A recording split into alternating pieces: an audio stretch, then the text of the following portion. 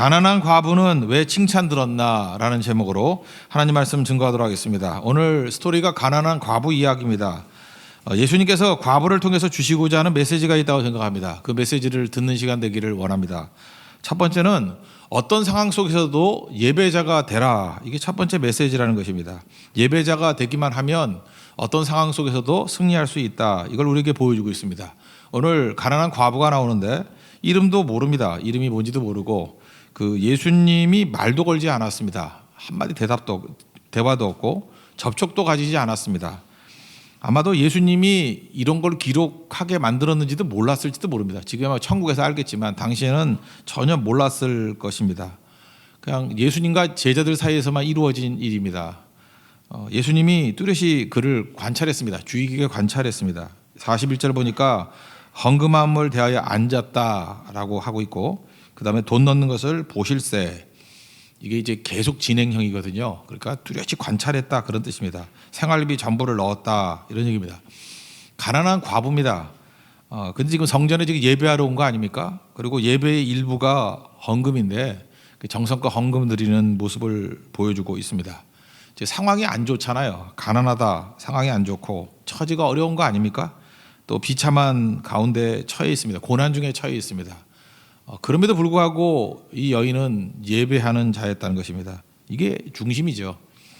그 상황 속에서 예배하는 자였기 때문에 하나님의 백성으로 서 있기 때문에 주님의 칭찬을 받았다. 이게 중요하다는 것입니다. 우리도 마찬가지입니다. 어떤 상황에 놓였다 할지라도 예배자로 서면 승리하게 된다는 것입니다. 우리 인생은 사는 게 어떤 상황이라 할지라도 무게가 있습니다. 고난의 무게가 있다. 이건 뭐 이해하시죠? 너무 고난이 많으면 그 무게에 짓눌려 있죠.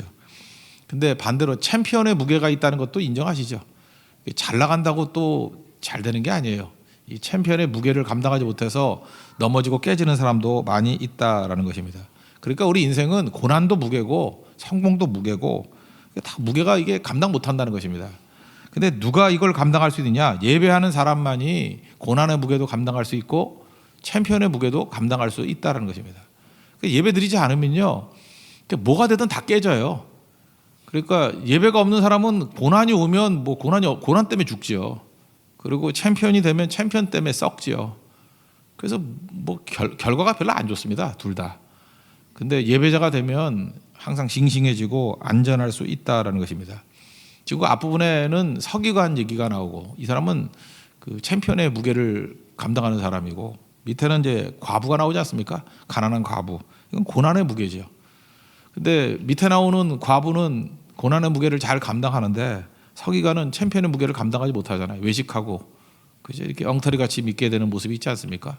그러니까 지금 이 얘기를 하는 거예요. 인생에 무게가 있는데 예배자만이 바른 무게를 감당할 수 있다. 이걸 우리에게 보여주고 있다는 것입니다. 다윗을 한번 보시죠. 다윗이 도망 중에 아둘람 굴에 가 있었습니다. 아둘람 굴에서 찬양했던 것이 시편 57편인데 그거 한 일이 예배였습니다. 57편에 뭐 찬양도 많이 얘기하죠. 7절에 하나님이여 내 마음이 확정되었고 내 마음이 확정되었사오니 내가 노래하고 내가 찬송하리이다. 내 영광아 깰지어다. 비파야 수금아 깰지어다. 내가 새벽을 깨우리로다.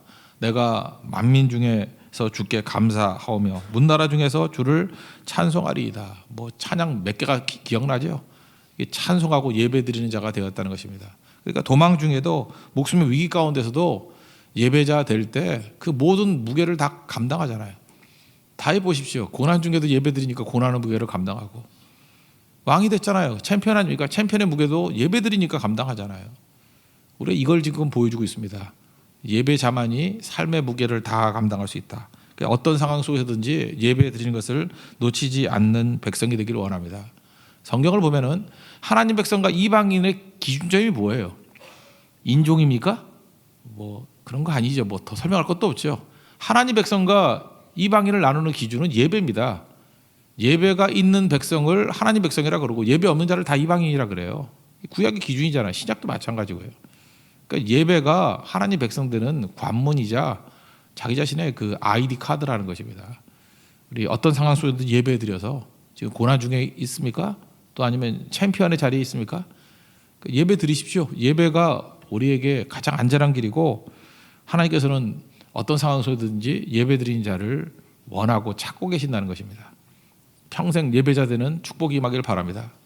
그래서 우리 가정의 중심이 예배가 돼야 될 것이고 자녀들의 교육의 핵심이 예배자로 세우는 것. 그리고 우리 선교의 내용이 무엇입니까? 예배자 세우는 것. 그러니까 어떤 상황 속에서 예배 드리는 자가 될 때 승리한다. 이거를 전하는 우리 하나님 백성 되기를 바랍니다. 그럼 그 다음에 살필 건 뭐냐? 예수님께서는요, 무엇을 드렸는가에 관심보다는 어떻게 드렸냐를 보신다는 것입니다. 41절 보십시오. 예수께서 헌금함을 대하여 앉으사 무리가 어떻게 헌금함에 돈을 넣는가를 보실세. 부자는 뭐 많이 넣었는데 뭐 이런 얘기가 나옵니다. 그러니까 어떻게라는 건 뭐냐면 태도를 얘기하는 거겠죠. 자세. 예배는 자세입니다. 그러니까 사람의 눈을 의식하면서 예배 드리느냐, 아니면 하나님의 눈을 의식하면서 예배 드리느냐. 그러니까 하나님의 눈을 의식하며 예배 드리는 것을 라틴어로 표현을 했어요. 너무 중요한 거기 때문에 코람데오라고, in the face of God, 신전 의식이라 그러죠. 하나님 앞에서, 하나님 눈 앞에서. 그러니까 예배는 사람 의식하는 거 아니고요, 하나님 앞에 서는 거예요. 그러니까 여러분들 예배 드릴 때 싹 사라져버려요. 사람들이 사라져버려야 돼요. 그래서 예배 드릴 때 너무 이렇게 사람이 눈에 들어오고 하면 은혜가 안 되는 거죠. 여러분 교회 왔을 때 사람이 먼저 보이면은 그 예배 준비가 안 돼 있는 거예요. 그러니까 세상과 나는 간 곳 없고 구속한 주만 보이도다. 그런 모습이 될 때 그게 예배가 되는 거겠죠. 이 가난한 과부 보십시오. 뭐 하나님 외에는 뭐 딴 거 안 보이잖아요. 근데 서기관 보세요. 사람이 너무너무 많이 보이죠. 사람들 뭐 보려고. 38절 보세요. 긴 옷 입고. 하나님이 뭐 긴 옷 보나요? 사람 보이려고. 그 다음에 시장에서 사람 많이 있는 데서 이렇게 자랑하려고. 또 높은 자리, 윗자리 이런 거 좋아하고 사람 의식해서 길게 기도했대요. 그 뭐죠? 그 좀 뭐 폼나게, 멋있게 자기 드러내려고. 이런 게 예배에서 다 꽝이거든요. 꽝. 종종 여러분 예배 드릴 때마다 우리가 상처를 주는 게 뭐냐 하면 예배 인도자들, 뭐 목사부터 시작해서 뭐 인도자들, 아니면 뭐 대표 기도, 우리 교회는 뭐 잘 없지만 볼 때마다 예배를 방해하는 요소가 뭐냐 하면 하나님 앞에 서 있다라는 의식이 없고 자기가 자꾸 드러나게 될 때, 그러니까 예배 인도자들은 이게 죽어서 올라와야 돼요. 재물이 돼서 올라와야 되는데 자아가 살아서 올라오면 그게 방해가 된다고요. 우리 선교 갈 때도 마찬가지죠. 우리가 아침 저녁을 예배 드리면서 내 자신이 십자가에 못 박히지 않으면 그 십자가의 증인으로서 자격이 없고 사실은 장애가 된다는 것입니다. 그러니까 이게 굉장히 중요한 거죠. 그러니까 어떻게 예배 드려야 되겠어요? 하나님 앞에서죠. 하나님 앞에. 사람 눈 의식하지 말고. 그러니까 태도가 되게 중요한 거죠. 여기서 그 내용을 보면요, 부자가 많이 넣었는데 그럴 때 양이 아니고 이게 수예요, 수. 그러니까 뭐 영어로 하면 뭐 중학교 1학년 때 맨날 배웠죠. much와 many의 차이인데 이게 much 개념이 아니고 many 개념이에요. 그러니까 숫자가 많이. 그러니까 뭐죠? 일부러 잔돈으로 드렸다는 거예요. 이해가 되십니까? 그러니까 뭐 100만 원 드렸다 그러면 100만 원 5만 원짜리를 하면 20장이면 되는데 1,000원짜리로 좀 너무한가? 10,000원짜리로. 하여튼 이게 좀 많이 보게 하려고 그런 의미예요. 그죠? 부자가 일부러 잔돈으로 많이 동일한 액수인데 좀 많이 하려고 하는 그런 모습들. 왜 많이 하려고 그러죠? 사람 보라고. 봉투에도 1,000원짜리로 막 넣어가지고 이렇게 두툼하게 해가지고 많이 보게 해요. 1,000원짜리면 100만 원이면 1,000장이겠네. 그죠? 이렇게 많이 막 두툼하게 사람들 눈에 보이려고. 그게 하나님 마음에 안 찬 거죠. 그게 무슨 예배냐는 거예요. 이게 지금 헌금할 때만의 문제가 아니고 모든 것에 다 마찬가지죠. 사람에게 보이려고, 사람에게 보이려고. 사람의 눈은 엉터리예요. 사람의 눈으로 판단하는 것이 맞는 게 아닙니다. 여기에 이게 무게라는 개념으로 지금 나오거든요. 43절 보니까 뒷부분에 가난한 과부는 헌금함에 넣는 모든 사람보다 많이 넣었도다. 하나님의 저울이 있습니다. 하나님의 저울이 있을 때 이 부자의 저울보다 과부의 저울에 올라간 것이 훨씬 더 무겁더라, 그런 뜻이에요. 우리 지난번에 다니엘서 5장에서 벨사살 왕 얘기를 했죠. 메네멘의 대겔 우바르신 뭐 저울에 올렸더니 그 무게 차지 않았다, 뭐 이런 뜻이 있잖아요. 그러니까 하나님께서 우리에게 예배 드릴 때 저울에 올려놓는다는 거예요. 그럴 때 이 무게가 있어야 될 거 아닙니까? 근데 서기관 같은 사람들, 사람 눈 의식하는 사람은 이건 무게가 없는 거예요. 그래도 과부는 이게 무게가 있는 인생입니다. 여기 영광이란 말이 나오는데 그 어원을 보면 영광이라는 어원과 가치라는 어원과 무게라는 어원이 똑같아요. 그래서 여러분들 월드라는 단어 있죠, 영어에. 거기서 웨이트에서 나왔어요. 무게에서. 이게 오리진이 똑같거든요. 무게, 가치, 영광 다 같은 어원이에요. 그러니까 하나님 앞에 서 있으면 영광스럽거든요. 모세가 영광 가운데 놓여 있잖아요. 하나님 앞에 서 있으면 영광스러운 거고 그 영광이 가치 있는 거고 그게 우리로 하여금 무게 있게 만든다는 것입니다. 많은 사람들은요 소리 지르면서 훅가시 잡으면서 무게 잡으려고 그래요. 그 바보입니다. 그거 아무것도 아니거든요. 하나님 앞에 서 있으면 무게가 생기는 거예요. 모세가 왜 무게가 있었죠? 하나님을 대면하여 아는 자기 때문에. 그죠? 엎드리는 만큼 무게가 있는 거예요. 다른 데서 무게가 있을 수 없다라는 것입니다. 여러분 이건 똑같이 우리 백대 피아노 조율하는 그 개념과 똑같죠. 하나님 한 분 앞에 서 있으면요 인생의 짐은 가벼워져요. 60만 명이라 할지라도 하나님 한 분에게 이렇게 튜닝이 되니까 가볍게 60만 명이 하나같이 움직일 수 있다고요. 그래서 삶의 짐은 가벼워지고 신앙의 무게, 영광의 무게는 묵직해진다는 것입니다. 여러분 인생 가볍게 살지 마십시오. 그죠? 짐은 가볍게 살아야 되겠지만 여러분의 가치, 신앙, 영광은 묵직해야 돼요. 무게 있는 인생을 사셔야 된다는 것입니다.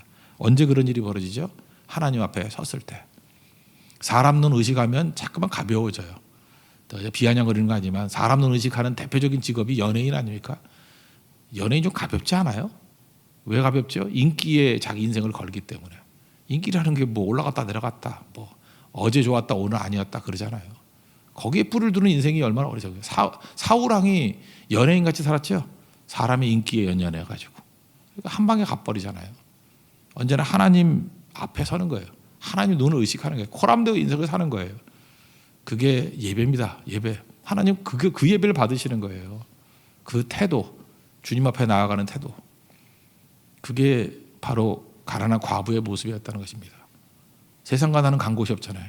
하나님 앞에만 서 있잖아요. 그 예배를 받으신다는 거예요. 오늘 그 예배를 받는 하나님의 종 되기를 바랍니다. 그래서 어찌 보면 기도를 드릴 때도요 하나님 앞에 머무르는 기도가 되게 중요한 것 같아요. 저는 이렇게 뭐 시끌벅적하게 자꾸만 뭐 이렇게 찬양하고 이런 것도 중요하지만 제가 최근에 그런 기도를 했던 게 선교 때는 많이 하는 것 같아요. 네팔에서도 그랬고 특별히 베트남 같은 데서는 푸감교회 같은 데서 그렇게 하는 것 같은데 뭐 거기는 뭐 반주자도 없고 아무것도 없거든요. 그냥 하나님 앞에서 그냥 기도 제목 주고 하나님 앞에 머무르는 기도를 했어요. 머무르는 기도 계속 머물러 있거든요.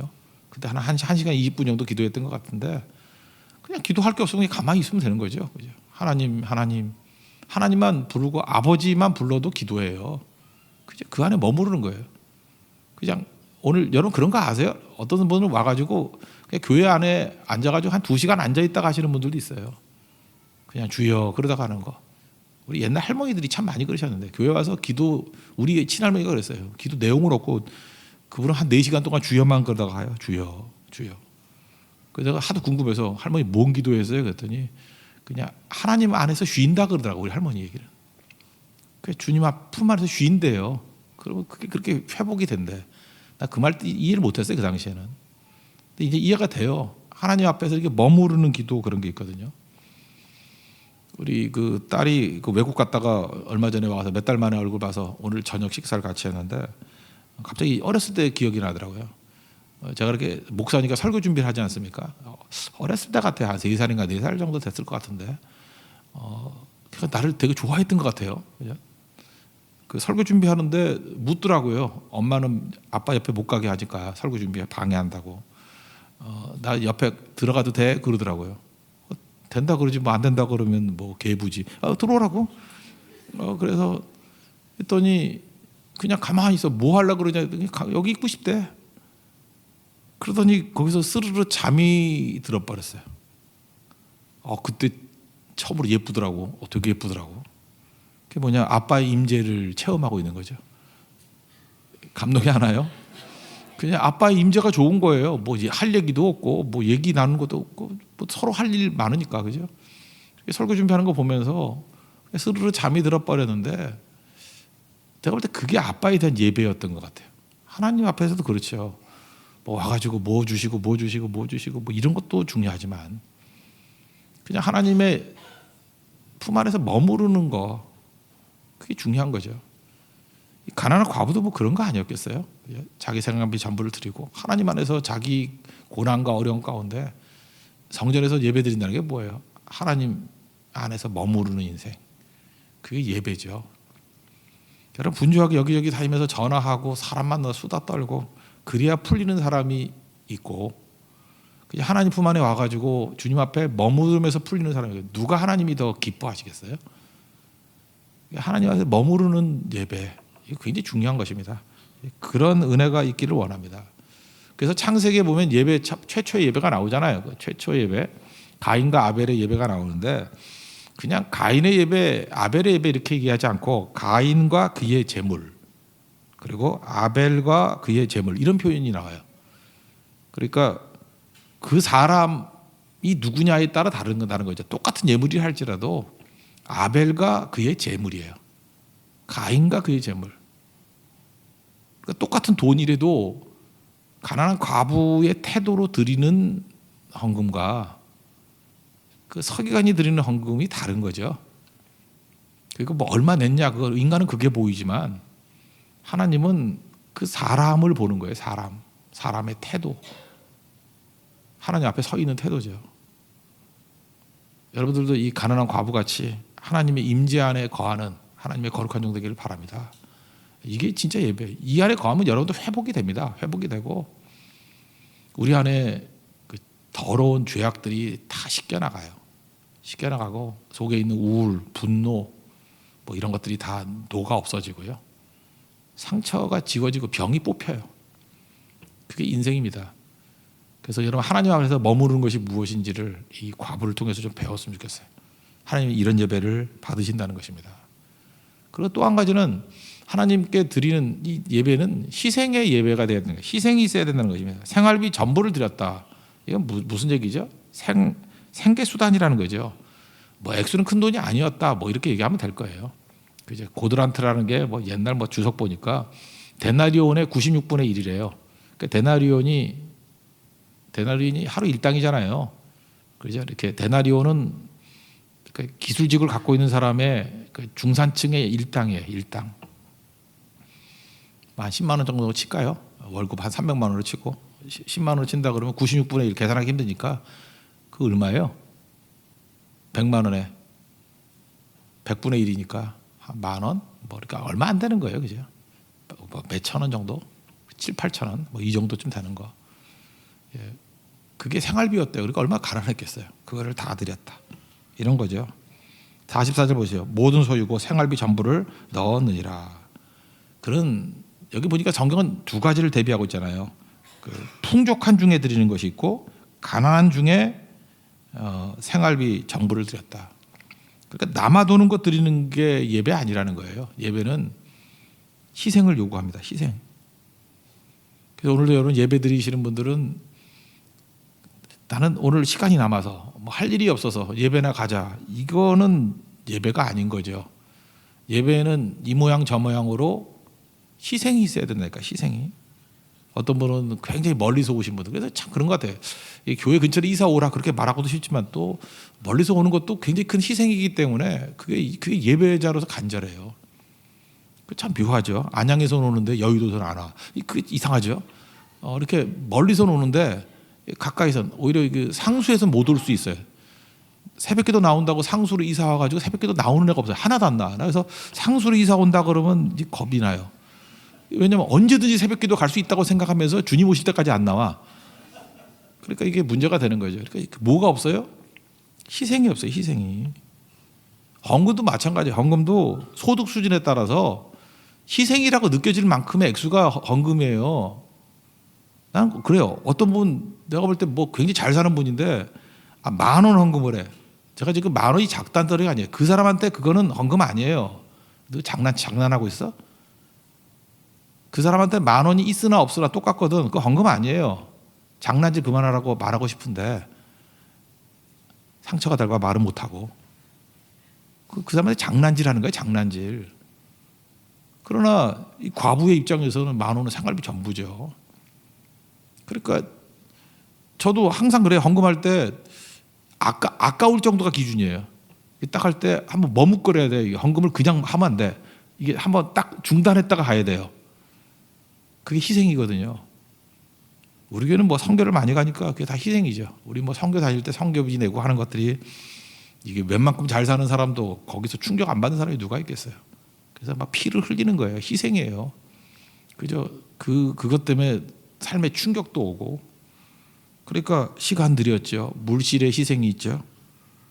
또 건강도 희생이 있잖아요. 그죠? 가가지고 또 아프고, 관계도 뭐 깨지고, 그런 것들을 다 희생을 하면서 주께 예배드리고 주님 앞에 기도하고 주님 앞에 선교하고 그런 거죠. 그러니까 자기 희생에서 나온 것을 드리라, 이게 메시지예요. 자기 희생에서 나온 것을 드릴 때 그게 진짜 예배라는 것입니다. 그래서 예배자의 삶이라는 것은 자기 십자가 지는 삶이에요. 네팔 같은 데는 더 심한 것 같아요. 거기는 이번에도 뭐 왔더니 그 미국에서 오신 분과 인도에서 오신 목사님이 뭐 교육자 세미나 했다고. 거긴 교육자 세미나가 되게 예민한 것 같아요. 저도 옛날에 교육자 세미나 하고 난 다음에 비자를 안 내주더니만 뭐 한 사람은 잡아가고 한 사람은 뭐 미국에서 오신 분은 뭐 추방하고 그랬다 그러던데. 그러니까 예배 자체가 이렇게 희생이라고요. 거기는 그죠? 위기 가운데 놓여 있고. 근데 우리 선교사님들은 너무 쪼는 것 같아. 뭘 쪼라고? 그냥 뭐 들어가면 뭐 한 일주일이나 더 있나 뭐 그냥 감옥 가면 가는 거지.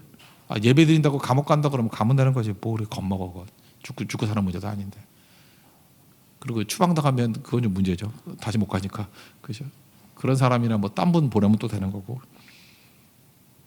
하여튼 그런 게 희생이에요. 희생이 다 있는 거죠.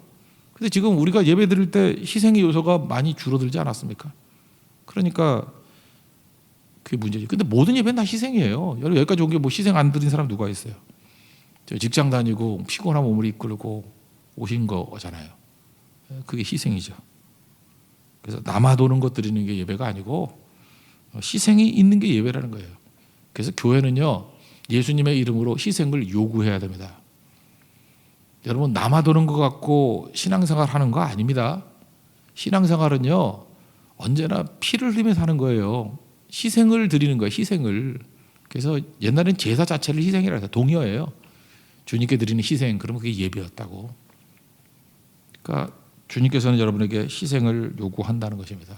그 희생 드려서 하나님께 영광 돌리는 하나님의 종 되기를 바랍니다. 여기 보니까 예수님은 우리 인간적으로 볼 때 생활비 전부를 다 드리면 너 뭐 먹고 사니 이럴 거 아니에요. 근데 예수님은 그 희생을 보시고 인정하셨죠. 그래서 이게 선순환이 되는 거예요. 우리는 무슨 복을 받을까 이런 생각을 하지만 사실 예배 드리는 것은 내가 무슨 희생을 할까 이 생각을 해야 돼요. 그러니까 내가 무슨 십자가를 질까. 그리고 하나님께서 또 채워주시는 게 있죠. 그 선순환이 돼야 돼요. 하나님은 막 부어주시고 우리는 죽어라 희생하고. 그게 창세기 22장에 나오는 모습이죠. 아들 이삭까지도 희생제물로 드리고 그 하나님은 잠깐만 하고 순양 준비하고 걸린 거 준비하고 여호와 이레의 하나님 채워주시고 이런 선순환이에요. 그게 예배라고요. 예배의 선순환. 그래서 이 가난한 과부를 통해서 할 수 있는 게 예배는 희생이다. 주님은 희생을 보고 계시고 희생을 기뻐하신다는 것입니다. 그런 살아있는 예배가 있는 하나님 종 되기를 바랍니다. 그럼 그 다음 단계는 뭐냐면 이런 예배 카피들이 나오는 것을 주님이 원하신다는 거예요. 이 가난한 과부가 이게 아무것도 아닌 것 같지만 이게 우리에게도 전달됐잖아요.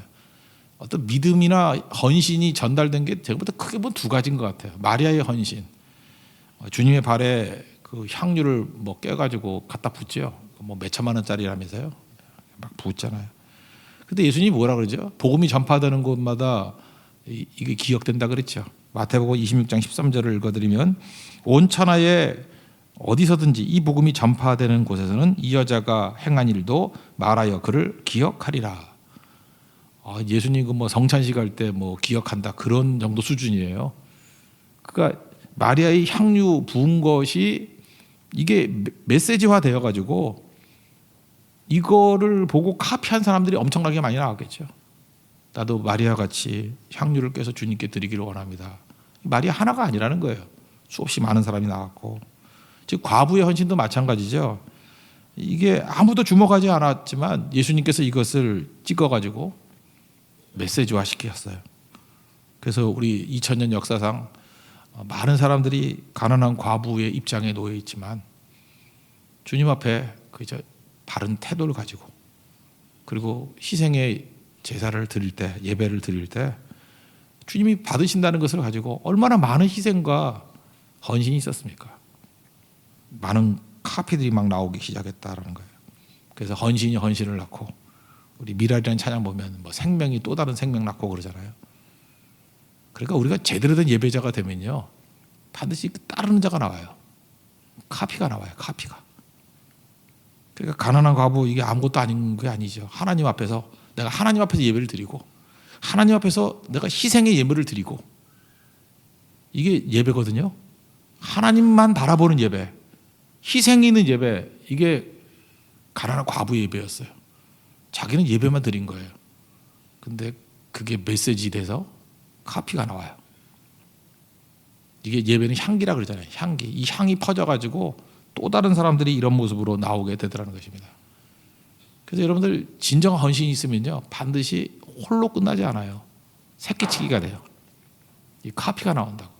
폴 워셔라는 목사님이 계시는데 오하이오에서 예배드렸던 내용들 이렇게 에세이를 한번 읽어봤는데, 자기가 예배를 드리는데 어느 교회인지 이름은 기억이 안 나네요. 하여튼 오하이오에 있는 어떤 교회예요. 예배를 드리는데 9살 정도 되는 남자아이가 부들부들 떨면서 목사님께 나오더라는 거예요, 예배 시간에. 그래서 제가 왜 그러나 그랬더니, 너 왜 나왔니? 그랬더니 목사님, 저같이 사악한 죄인도 구원받을 수 있나요? 그러더라는 거예요. 그러니까 이상하잖아요. 애가 부들부들 떨면서. 무슨 죄를 졌니? 그랬더니 엄마 말 안 들었어요. 그러더래요. 그래서 예배드리던 모든 성도가 다 웃었대요. 아이고, 저 천진난만한 것. 엄마 말 안 들은 게 뭔 죄라고 나와가지고 저렇게 부들부들 떨고 있나. 그때 이 폴 워셔 목사님이 그때 충격을 받은 거예요. 여러분 지금 말씀 제대로 들으라고. 이 아이의 내용은 하나님이 우리에게 주신 메시지라고. 우리는 죄에 대해서 너무 둔감해져 있다고. 여러분, 죄라는 게 뭐 딴 겁니까? 하나만 죄를 져도 지옥불에 들어갈 죄인이죠. 아담과 하와가 뭐 죄 여러 개 졌나? 하나 딱 졌을 때. 우리는 죄의 경중을 두고 뭐 큰 죄 작은 죄 이러면서 그냥 자기는 죄인 아닌 척하고 살아가고 있잖아요. 건강하다는 것은 감각이 살아있는 거고, 병들었다는 건 감각이 죽은 거잖아요. 하나님께서 이 죄에 대한 감각을 잃어버렸던 우리들에게 이 아이를 통해서 죄에 대해서 민감한 감각을 깨닫게 만드셨다고. 우리 모든 죄인 중에 괴수인데 예수님의 보혈의 피로 밖에 씻음 받을 길이 없다고. 보라고, 엄마 말 안 듣는 걸 죄라고 이렇게 부들부들 떨면서 나오는 이 아이의 마음. 우리는 부들부들이 아니라 그죠, 뼈가 흔들릴 정도로 나와야 되지 않겠냐고. 근데 그 9살짜리 아이의 이 회개의 발걸음이 그 교회에 회개의 바람을 일으켰대요. 폴 워셔 목사님 그 얘기를 해요. 하나님께서 그 9살짜리 소년 한 사람의 회개를 통해서 이 강팍했던 어른들 그 몇 시간 동안이나 기도하고 회개하는 운동이 벌어졌대요. 그 교회를 다시 살리더라는 거예요. 여러분, 하나님께서 일하시는 방법이 뭔지 아시겠죠? 뭐 집단적으로 동시에 팍 변화시키는 것도 있지만, 마리아 한 사람의 헌신, 가난한 과부 한 사람의 헌금, 9살짜리 소년의 회개하는 자세, 이게 자기가 하나님 앞에 진지하게 하나님 앞에 선 거죠. 그리고 나름대로 자기는 희생하는 거 아니에요. 나는 죄인입니다 하고 죽는 거 아니에요. 거기에 카피들이 나온다는 거예요. 그래서 이 말씀 주신 겁니다. 우리도 말씀 붙들고 예배자 되길 원합니다. 어떤 상황 속에도 예배자 되길 원합니다. 고난이라든지 챔피언이라든지 관계없이 예배자가 돼야 감당해요. 근데 그 예배자 어떤 모습을 원하시느냐? 사람의 눈 아니라 하나님 앞에서. 그리고 예배 내용은 반드시 희생이 있어야 된다는 거예요. 이 두 가지 조건이 맞는 예배를 드리면 그 영향력이라는 건요, 하나님께서 그 사람을 사용하셔서 많은 카피들이 나오게 만든다는 거예요. 생명이 또 다른 생명 낳게 만드는 능력 역사가 나타나게 된다는 것입니다. 여러분, 그런 예배자 되는 축복이 임하기를 기원합니다. 모두 자리에서 일어나겠습니다. 우리 미랄 찬양하도록 하겠습니다.